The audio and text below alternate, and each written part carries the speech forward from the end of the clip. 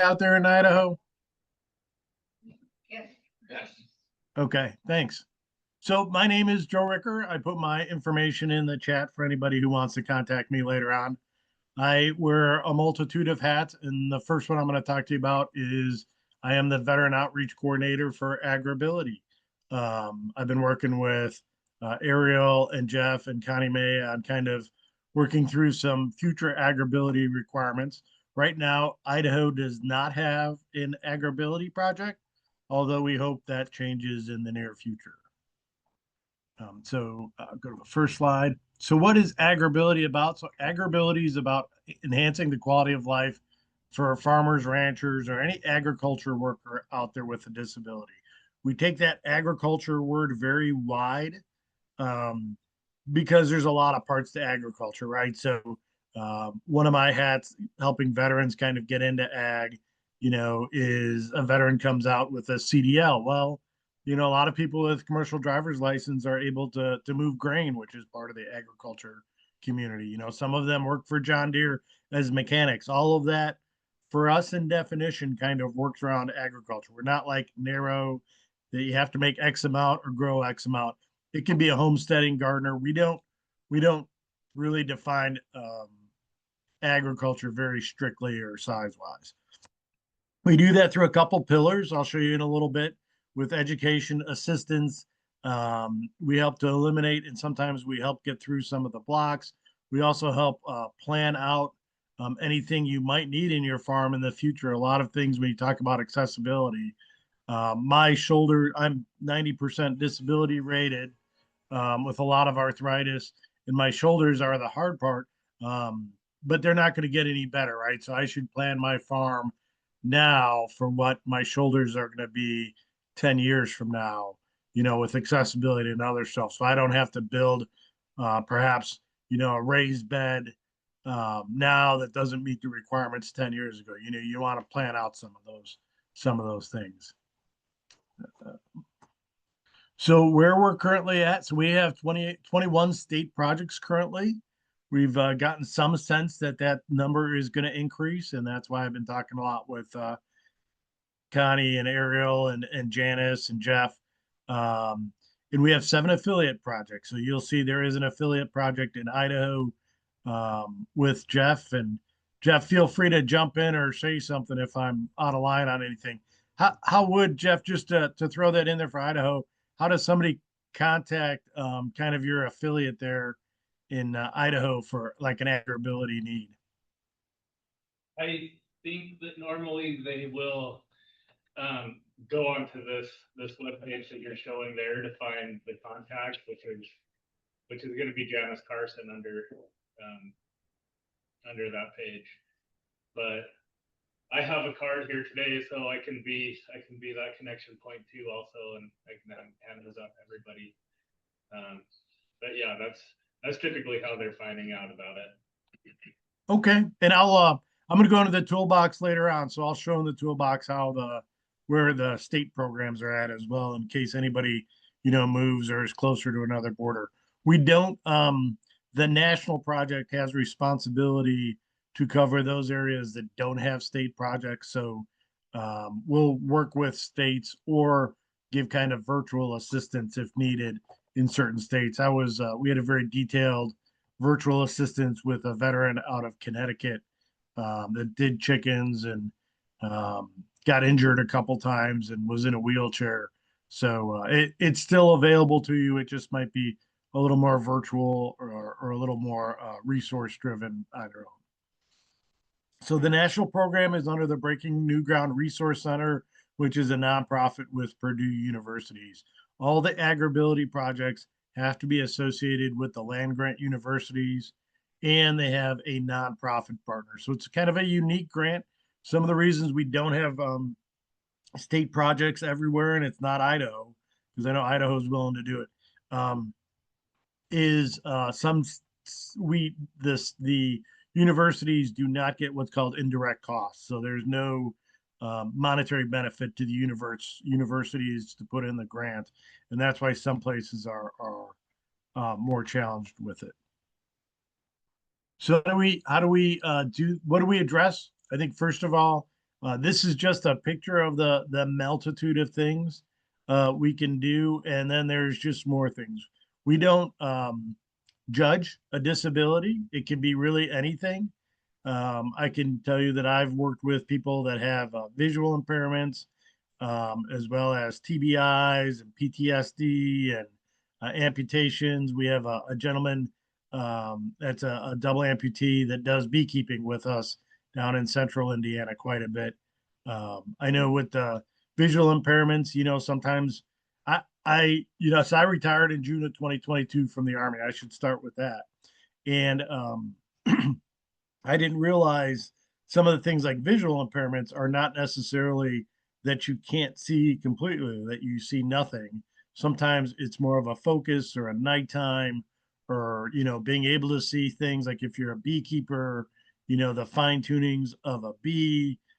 So some of the things, it's sometimes just fine tuning a problem versus something that's a little more difficult to get over and help them with. So, but we do all that, and then I'll talk about how we do it. So how we do it, first of all, we do direct assistance. So we do site visits when we can and when we have the staff and the manpower to. So that means um, like we will go out to a farm, we'll look at a farm, or we'll look at a farm under construction or somebody that recently got hurt. I'll bring it back to another reference, and probably too many of them in Indiana. Is there's a lady, Lori Hain, that lost half of her body in a combine accident. And so you don't necessarily need to be a veteran. It's anybody that's in agriculture. Although I help the veteran end a little, I help the veteran end, and I do some beginning farmer for veteran as well. So we go out and do site visits, and after an accident or injury, kind of assess it. I know there's a gentleman near me that we're looking at that we recently be able. We were proud that we cracked the VA ceiling and got him about $100,000 worth of assistance because he wasn't able to go up um, his grain silo anymore. So he had to get some special adaptive equipment on that to do that, and we got a call from his wife that she was concerned. We do consultations, like I said, virtually. We've held a couple. If you haven't done a Boots to Business Farmer Rancher program, we do the boots. We help with the business planning. For veterans, we assist with the Boots to Business Farmer Ranching. That is, if you're not familiar with Boots to Business, that is the entrepreneurial planning class on a small business administration for veterans that you get when you transition, but still available to you when you retire. And then within the last 2 years, a lady named Holly Akers has focused that on farming, and we'll send that out about once a quarter to people just to let them know it's out there. And they do it kind of virtually as well. And then we do some assisted tech support.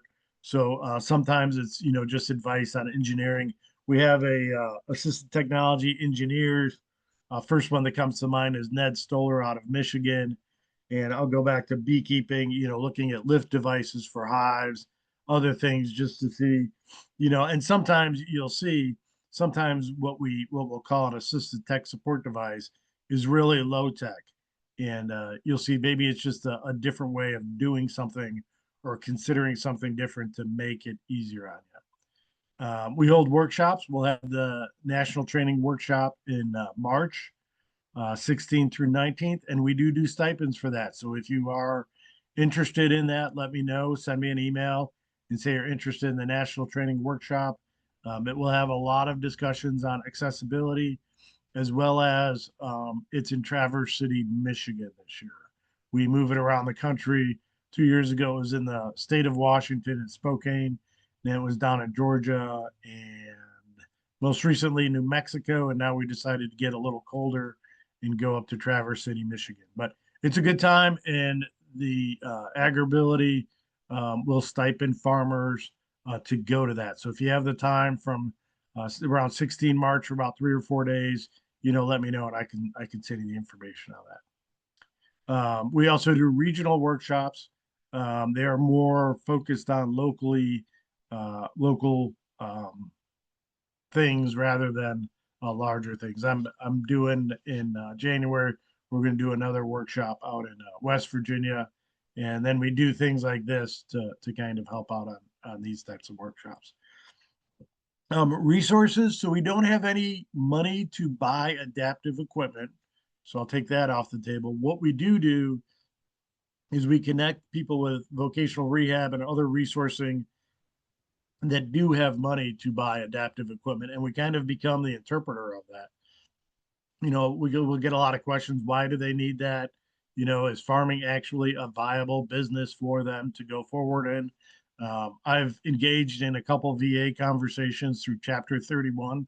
Some veterans will take their Chapter 31 benefit, uh, request entrepreneurship through that, have that as an objective, and have it be like an entrepreneurship for farming. And so that has worked out quite a bit for us. And then we do some online programming. When I show you the website, you'll see definitely the plethora of webinars and the like there. We leverage efforts. It's not AgrAbility doesn't need credit for it. We want to make sure that the mission's accomplished. It's a lot like the military.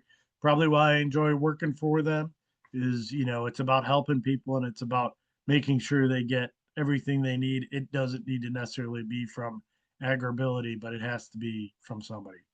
Peer support, especially in an accident. Like I mentioned, Lori Hain, she's a great advocate of ours, and she does do peer support about across the country. So, 40, I'll say she's 40 years old. I won't say she's older, but she might be. Loses half her body. She had a lot of life changes to make. Um, so she had a lot of contacts and other stuff that she was able to work through it herself, and now she goes out and she helps other people. And there's other ways we do peer support. So I saw the chat, and Randy, the answer is absolutely. um, it happens in different ways when it's not an AgrAbility project, but I will show you where, and you do have some opportunities with Jeff and Janice locally that I'll share with you the information on. And then always the webinars and stuff are available, as well as if you want to go to the NTW National Training Workshop, that's open to you as well, because that's a national scholarship that we'll put out as well. So if you have the days to do that, that's probably it's heartwarming. I've met many people there with service dogs, with vision impairments, with other disabilities that have made it in farming, and it's very encouraging to see that. So we do marketing and disability awareness. So you'll see us at certain shows trying to make people aware of things. Mainly we're in the Midwest, but other states do other things, farm shows, other type of stuff. And then we try to make sure we're known out there. I have some federal engagements that recently slowed down quite a bit with the VA to make sure the VA knows we're out there. So people either come out of service or not, um, and have challenges with getting a job, want to be farmers or come on farmland, and they have an adaptive requirement. We want to make sure through the VA people know, as well as through hospitals and other things that AgrAbility is there. If it helps you, I always think of AgrAbility as great interpreters when it comes to agriculture. Or if you go to a strict VR or other type of thing, they may be more challenged with understanding, the potential in agriculture and how to get through it with a disability. So we kind of specialize in kind of that area as well. So what are we doing right now? So like I said, we support the Boots to Business um, program through the Small Business Administration, the Farmer Rancher. I do phone calls, emails, mentorship. I get calls all the time of people that are coming in and out of service that say, "Hey, I want to become a farmer. What do you recommend?" Or "I want to do this. What do you recommend?" Sometimes after I talk to them and I find out kind of their timing in space, they could be from Idaho but want to land in, the North Carolina. I will give them mainly to a veteran nonprofit like the Farmer Veteran Coalition of Idaho, um, the vet farms down in North Carolina, maybe Washington, Vets on the Farm. Um, My nonprofits are DoD Skill Bridge, so I can help people in transition as well. So if somebody's transitioning out of the service and they have the time to do DoD Skill Bridge program, I got into AgrAbility because my last 6 months I did. Well, I'll start in the beginning. So I met AgrAbility in about 2016. I stayed in service for about, well, I stayed in Indiana for about 3 more years.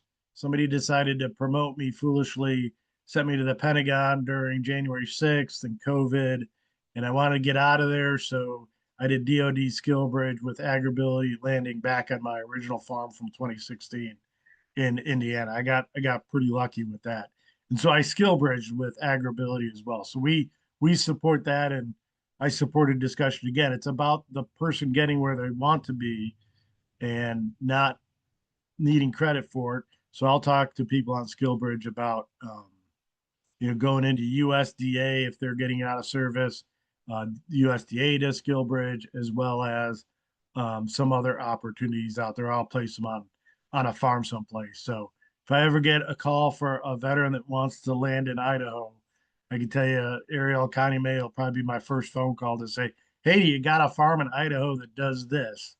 And I'm sure they'll track one down for me.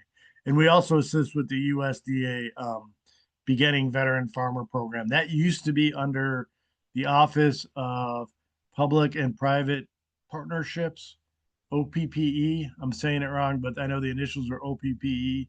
But that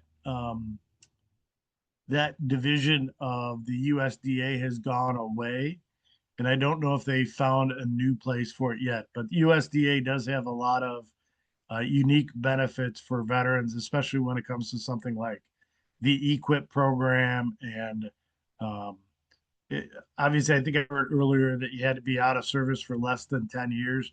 That some of the programs are not. I always say just be honest with your NRCS person. Let them know you're a veteran and see what'll work. Um, as I mentioned, we have some relationships with the Department of the VA. And if you haven't heard of it, I know Washington was on the list. There used to be a program called the VA Farms Program. And I think there is some interest within the VA to pull that back up. So we'll see what happens there. But a lot of the VAs are interested in veterans getting out of the VA and learning stuff on a farm. I'm trying to establish a relationship here in Indianapolis, but if you have a good VA and you know the people there, you might be able to get some assistance from the VA, or just get some people that need the farming um, available to them. It's an interesting and I think worthwhile relationship. They have a strong one that they're developing up in Chicago, and funny enough, there's other places like Puerto Rico that has one as well. So next slide is. So I'm going to show you a little bit of how we do it, or some of the things out there. Now, a lot of people come out of service like me and say, I don't need a full farm assessment, and I really don't. But I need to know how to do some things that are going to keep me from hurting. So this is just one of the things I do on my farm. So you'll see right here is a rolling garden seat. I just put that away this morning. And you'll see Chris is not a veteran, but she's a smart girl that works on my farm and helps me out with the veterans. You'll see she's sitting on it. So you can roll over the lettuce here, and you can pick the lettuce without bending over. Eric in the red shirt, he is a veteran and he's older than I am. And he's on the other thing, the Strongway Deluxe garden seat, rolling over it. And again, it's a nice idea to be able to do that. Now, if I was a little smarter when I started my farm, I would have put enough space between the two plants to roll it on the side because the seats turn as well. And we'll probably do that next year. But just like I said, some of it's planning, some of it's not. Some of it's planning and some of it's trying to get at it. But that is a simple thing that if somebody has a bad lower back or something like that, can really help them out. I'll show you kind of the toolbox now on where you can go to find those things. See if this works out. I'm going to do a quick stop sharing and flip over here.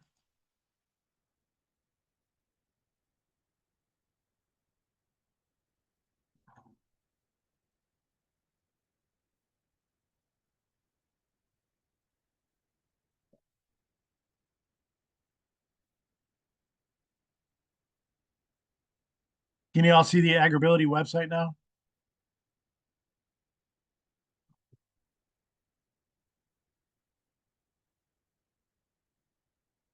Can you can you see the website? I'm sorry, I don't see. Well, let me fix this up a little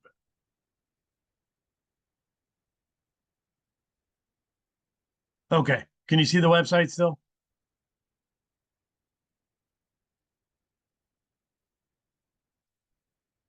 Shoot. See if I can work this out again.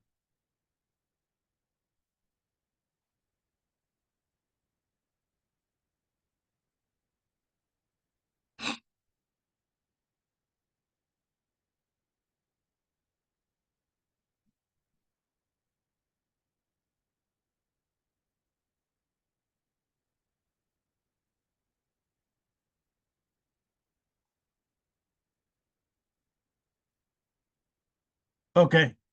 You can see it now. You're good to go. Can you see it, Randy, out there? Give me a thumbs up. Okay, thank you. I think the presenters are muted and they're probably yelling at me right now. Yes, yes, yes. Okay, so this is the AgrAbility website, and I'll go into a few things. So first of all, services in your state. You can click on it, and that the website for AgrAbility, I put in the link. It's it's agrability.org. So you can look at the map right here, and you can click on Idaho, and you can see Janice Carson comes up with her contact information for the Center on Disabilities Humanities Development. And then depending if you're in Montana, South Dakota, Wyoming, Oregon, Washington, you can click on those as well and just see where your contact's at. So I'm going to click over on the top to the toolbox. And so I'm going to search the toolbox. So what the toolbox is, it is a grouping or a kind of search link for a bunch of thousands of ideas on agriculture to make it accessible for people. And so what do I mean by that? There's products, designs, there's ideas, there's a whole bunch of stuff in there. We're actually in the midst of revamping this to make it a little bit more user friendly with pictures and grouping on the first page, but we do validate this. They have a weekly, bi-weekly meeting on it. So if somebody comes to us that's got a product and says, "Hey, we'd like to put this in the toolbox," we check it out first to make sure that it's viable. We try to keep it updated as much as we can. You might hit a link that takes you to something that's no longer being sold. Um, and I'll take an email if that's true, and we can take it out of there. But we try to keep it up, and we try to do our best with it. It's looked at 1,000 times over, thousands of times a year throughout the nation. We have a lot of actually we have throughout the world. We have a lot of people in countries outside of AgrAbility that look at outside the U.S. that look at it too, for accessible ideas in other countries. So we can do a view by category. So you can go down any of these categories, or you can put something in the search specifically. We'll go to, something simple. I think let's do livestock handling and housing since sounds like we're in ranching areas up there. Beef and dairy cattle. You click on that. And then you can look at birthing, housing, feeding, cattle restraints. We can go to birthing and housing. And then there's just a list of stuff. And then it'll give you a little bit of details on it once you get it in. Let's go with the indoor pen system. So it'll give you, we do a little description on it. The calf indoor pen system designed to handle dairy calves. And you can see some of the lower extremities. Now, one of the upgrades that the new one's got is it's got some search capabilities by limitation. So you can put in upper extremity cattle and it'll come up, or lower extremity cattle. And then you'll kind of see another link to it. And then kind of where we got it from, a link to where it is, and kind of the estimated cost. We try to keep that updated, but don't be surprised if it's a little bit old and the cost has changed. That happens as well. Go back a little bit. Joe, Jeff had a comment going back to support in Idaho really quick. The services in Mhm. your state. Go ahead, Jeff. I'm sorry. Can you go back to that services in your state page?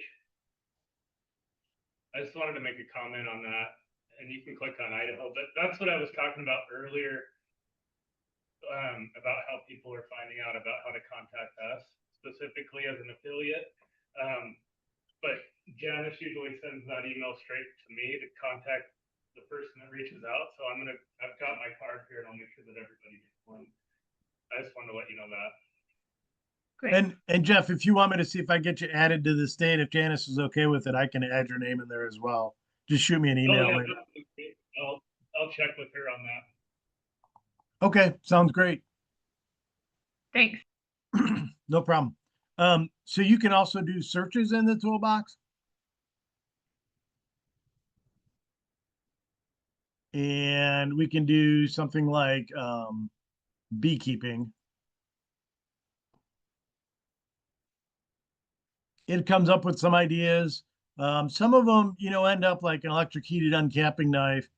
Most people that are beekeepers have enough things, have been doing enough with enough hives, have some sort of uncapping device anyways. But you'll notice one of the things that it talks about is, with limited hand strength, because it's a little easier to do than some of the other things with rolling and other stuff. This pail holder is really interesting, especially for a beekeeper or other things. So it's made so you can pour from one pail to the other without standing there holding it. It's kind of a neat little thing. And then we do have, I'll go back. We do have in there other stuff like a seated position honey extractor. And so this is neat because me as a beekeeper, if I was in a wheelchair, I would probably have to look in Google for hours to find an extractor that I could work with that is not straight up and down. So what we've done is we've kind of compiled that. AgrAbility gets no advertising money or no benefit out of from the company for advertising it. We just want to validate it that it actually is a useful idea for the person with a disability. I want to show you one more things that I thought was neat. So we'll go back to the toolbox. We can do category. And so gardening, not everybody is a large production uh, farmer. Sometimes it's small and it's just garden beds, but you can click on garden beds, um, look at raised soil beds, smaller scale greenhouse, gardening tools and accessories, and find out, some ergonomic short-handled tools. These are really interesting. Oh, let's see. If I hit that one. So these are tools that I think you can click it in. So these are tools that are, made a little bit differently for somebody that needs a shorter handle or an ability there. I'm trying to find another thing because I have on my phone. Let's go with the ergonomic long handle tools.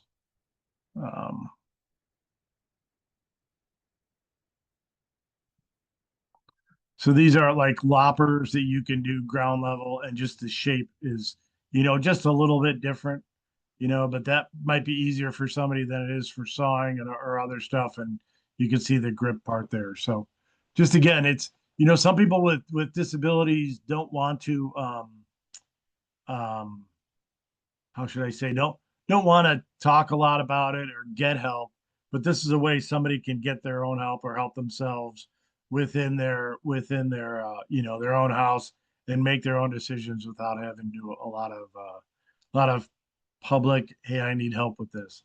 As veterans, it's good that we ask for help, but sometimes, we're all challenged on that sometimes. So I will show you kind of training and events real quick. You can learn more under online training, and we have just a ton of workshop virtual sessions that we've done, pre-recorded web-based models, some webinars. I think we had one on the boots to business and what that is. You can watch the webinar. Low vision smartphone assisted technology, farm stress. Um, just a whole bunch of stuff. I know there's one on beekeeping. I'm sure there's one on cattle. And if you have a topic you want a webinar on, again, let me know. We're more than happy to get the experts together on it and do one as well. I'm going to switch back to the slides.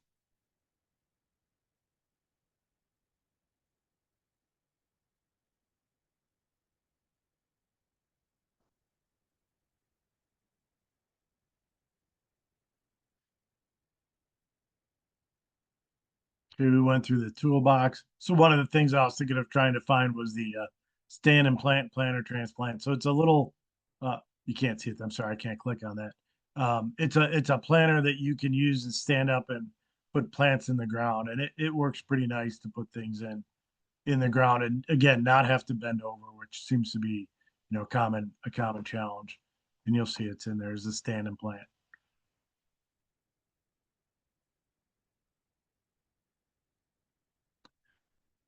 So, kind of to sum it up, what we want to do is we want to help veterans. We feel, at AgrAbility, not only do we want to help people with disabilities, but we think agriculture, it does provide real positive environments for veterans to recover in. That's why we work with the VA and we do what's called mental health first aid. That'll be the first day of the national training workshop. We have a prep day, and then Kimber Nicolete Martinez, our mental health coordinator, she does mental health first aid, and you'll see my information there as well as it was in the chat.